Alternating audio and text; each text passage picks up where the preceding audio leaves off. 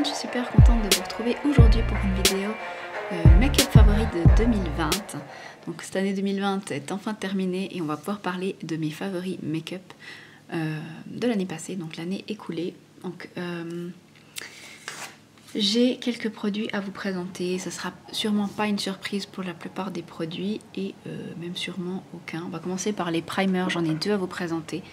Il y en a un qui est matifiant que j'adore, c'est le Primer Pro Filter True Matte de chez Fenty Beauty. Vraiment, d'ailleurs je l'ai bientôt terminé. C'est vraiment un produit que j'adore, d'ailleurs il faut que je le mélange, ça fait un moment que je ne l'ai pas utilisé. Des fois j'oublie de les mélanger un peu. Donc voilà, je l'économise un peu je dois dire, il a une petite odeur un peu vanille, très très agréable et il fait vraiment bien le taf. Et un autre primer j'ai découvert un peu en fin d'année, mais quand même j'étais obligée de mettre dans mes favoris parce que je l'adore. Celui-là aussi il sent super bon, c'est le Becca First Light Priming Filter, base filtrante aurore rafraîchisseur de teint instantané. Alors celui-là, quand j'ai des petites nuits à cause de mes filles, et ben c'est hyper pratique parce que je trouve qu'il illumine instantanément le regard sans faire d'effet gras. Et il est vraiment bien, et puis il fait bien tenir le fond de teint, donc il est parfait, donc je peux que vous le recommander. En plus le packaging est vraiment très très beau, puis c'est violet, donc voilà. En fond de teint j'ai un favori, comme d'habitude, je vous l'ai déjà montré. Alors là je vous montre les boîtes parce que je l'ai racheté lors du Black Friday, il y a moins 40%, moins 50%, je sais plus. Donc c'est le Smashbox Studio Skin 24 heures d'hydratation. Ah tiens, c'est rigolo, tenue 24 heures. Je suis pas sûre qu'il était comme ça l'autre avant. Il était pas 16 heures seulement? Je l'ai terminé le mois passé. Ah ouais tiens. Alors j'espère qu'il sera autant bien parce que en fait avant, regardez, ça c'est celui que j'ai terminé. C'était Studio Skin 15 heures, Hydrating Foundation. Et puis celui-là c'est 24 heures maintenant. Bon, je sais pas si vous verrez quelque chose. Enfin bref. Ouais, c'est rigolo, tiens. Donc,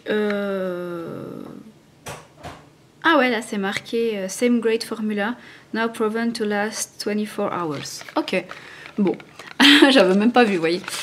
Donc je l'ai acheté en deux teintes parce que 0,5 c'est ma teinte plutôt d'hiver, celle que j'avais terminée également, et 1,1 c'est ma teinte plutôt pour l'été. Puis je me suis dit comme ça j'étais bonne avec mon fond de teint préféré pour l'année 2021, ou peut-être 2022. Je sais pas si je vais l'utiliser cette année à vrai dire. Mais bref, en tout cas je l'ai, donc voilà. Niveau concealer, j'en ai aussi deux à vous présenter, j'arrivais pas à me décider. J'ai le Born This Way de Too Faced que j'adore, là je l'ai en teinte porcelaine mais il est trop foncé pour moi actuellement. Vraiment super bien, il couvre bien, il n'est pas du tout asséchant et il a une bonne couvrance, je l'ai déjà dit, il est plutôt lumineux et il tient super bien. Et puis mon deuxième favori, bah, c'est celui de chez Urban Decay, c'est le Stay Naked Correcting Concealer. Je l'ai en teinte 20 CP et 30 CP. 20 CP c'est ma teinte d'hiver et 30 CP c'est celle d'été. Super concealer également, c'est le concealer que j'avais pris dans ma trousse de maquillage pour la maternité. Je l'utilisais un peu comme fond de teint si on veut bien, je mettais juste un primer puis après je mettais ça où il fallait et c'était tout. Il s'estompe même super bien au doigt et il tient super bien et il fait pas de démarcation, donc il est vraiment top. Vraiment si vous cherchez un bon anti-cerne, je peux que vous recommander celui-là. Après il est moins couvrant que le Too Faced je dirais, mais moi j'ai pas énormément de cernes, enfin j'ai un peu de cernes mais elles sont très très légèrement colorées, vraiment presque rien. Et donc je suis pas spécialement cernée, donc c'est vrai que j'ai pas de gros problèmes par rapport à ça. Donc voilà, mais en tout cas il tient super bien et puis il a une jolie couvrance et un bel aspect un peu lumineux. En parlant de lumineux, j'ai une poudre dont je voulais à tout prix vous parler. J'ai pas vraiment de favori poudre autre, parce que sinon j'ai utilisé des poudres libres cette année, mais oh, il y a la poudre Guerlain, non pas Guerlain, Givenchy que j'aime beaucoup, mais dernièrement vraiment qui m'a plu, vraiment c'était la Prep Set and Glow de Milani. C'est une poudre transparente illuminatrice et ça j'utilise pour le dessous d'œil et elle est vraiment top. Vous voyez, j'ai même touché le pan, elle est géniale. Là j'ai pas mis d'highlighter hein, pour vous dire, je sais pas si vous voyez, mais c'est assez lumineux quand même parce que j'en mets en fait sous et puis je remonte ici sur les pommettes comme ça me fait un petit effet illuminateur et satiné. J'aime vraiment beaucoup. Pour les lèvres, alors j'ai pas grand chose pour les lèvres parce que quasiment la plupart du temps on n'avait pas le droit, on avait le droit de porter du maquillage sur les lèvres, hein, bien sûr, mais avec le port du masque c'est un peu, ça perd un peu son sens on va dire, et surtout vous tachez votre masque et puis bon, c'est pas super agréable. Mais néanmoins j'ai deux favoris. Alors le premier, c'est cette couleur là, je l'ai racheté il n'y a pas longtemps, je l'ai acheté au solde le mois passé il me semble de chez Sephora, mais c'est une couleur que j'avais déjà eue puis que j'avais terminée, mais c'était surtout pour montrer ces crayons NARS, cette gamme de crayons, parce que j'en ai plusieurs et j'adore, et j'ai porté quasiment que ça cette année. Donc là c'est la couleur Ricogienne Satin Lip Pencil, donc de chez NARS. Je le tiens à l'envers, à l'endroit, ça ira mieux, c'est ce que je porte aujourd'hui, c'est mes lèvres en mieux en gros, ça tient bien, c'est un peu hydratant et j'adore, c'est pratique, ça se taille, donc voilà. Et un autre produit toujours de chez NARS, ils ont fait très fort pour moi pour les lèvres, j'adore vraiment leurs produits, c'est la gamme de Afterglow Lip Balm, donc baume à lèvres brillance. Là j'ai la teinte Orgasme, il se présente comme ça. Alors je vous en avais déjà parlé, il est là mais vous verrez rien. Je l'ai mis où? Là. Mais je crois que vous voyez rien. En fait, c'est un baume très légèrement coloré, enfin, un petit voile un petit peu comme la teinte Orgasme du blush, un petit peu orangé, comme ça, orange rose gold un peu. Et voilà, ça sent bon. Ça sent bon, ça hydrate, ça donne une petite couleur aux lèvres. Et puis franchement, c'est top. J'en ai deux, j'ai Dolce Vita, je crois, et puis Orgasme. Et j'adore ces produits. Franchement, c'est mon gros coup de cœur de cette année. D'autant plus que voilà, ça c'est un petit peu useless de trop se maquiller la bouche cette année. Et ensuite, côté blush, j'ai pas mis non plus beaucoup de blush cette année, étant donné le... étant donné qu'on a dû porter des masques. Donc, moi je porte un peu de bronzer, là j'ai un petit peu de bronzer. Du blush j'en mets quasiment plus, mais quand j'en ai porté, j'ai porté pas mal ce blush que j'ai acheté cette année. Donc c'est le Cover FX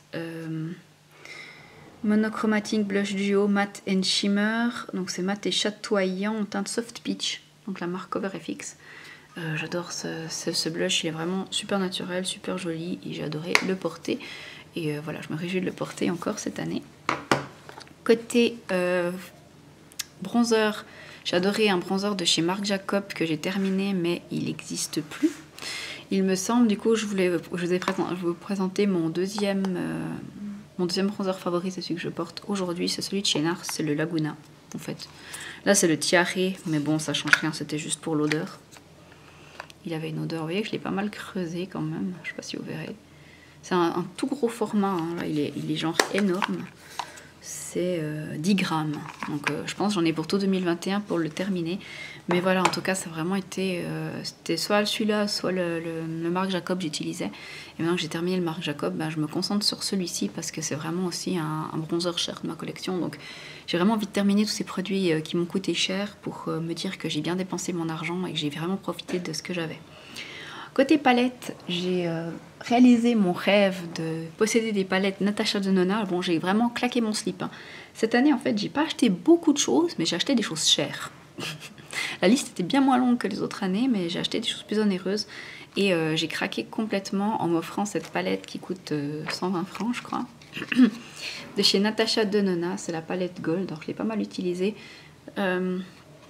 Heureusement, vous me direz, vu le prix, hein, mais... J'espère l'utiliser encore plus cette année. C'est vraiment une palette qui est splendide. Regardez-moi ce fard duochrome. Je ne sais pas si vous verrez quelque chose, si ça rendra justice. Ce fard foiled là. C'est vraiment des couleurs qui sont magnifiques. Alors le duochrome c'est plus un topper, hein, mais vous voyez, ils sont tellement chatoyants ces fards. Ils ont vraiment de l'impact sur l'œil. C'est vraiment... Je peux vous montrer une couleur. Celle-là, par exemple. Et puis les bruns. Les bruns sont vraiment super opaques. Vraiment super beaux, quoi. C'est les deux là que j'ai swatché maintenant. Ça c'était le Huda Beauty. Voilà, donc vraiment gros coup de cœur. Bah, je recommence. Gros coup de cœur pour Natasha Denona cette année. J'ai acheté pas mal de palettes. Donc j'ai acheté la Glam, la Sunset ou la Sunrise. Non, Sunrise. J'ai acheté la Glam, la Bronze. J'ai celle-ci, la Metropolis. Non, je l'avais acheté l'année précédente.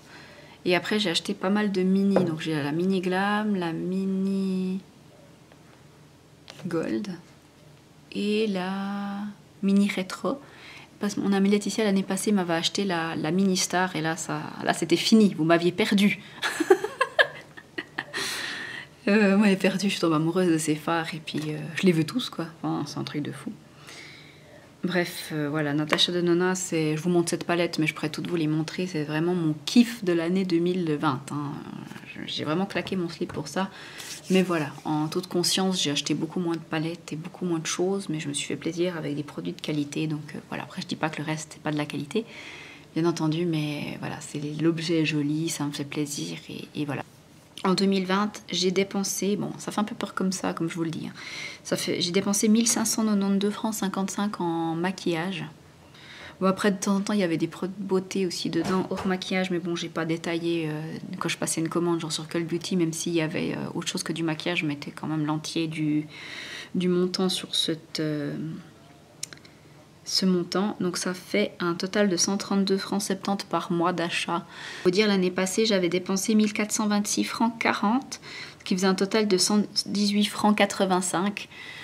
Donc là aussi, ça va, j'ai dépensé un petit peu plus l'année passée, mais il faut aussi dire que j'ai été en congé mat, j'ai pas bossé pendant 3 mois et demi, mais par contre j'ai pas trop claqué mon slip, contrairement en 2015 pour mon premier congé maternité où j'avais complètement... je m'étais complètement endettée quoi. Enfin bref.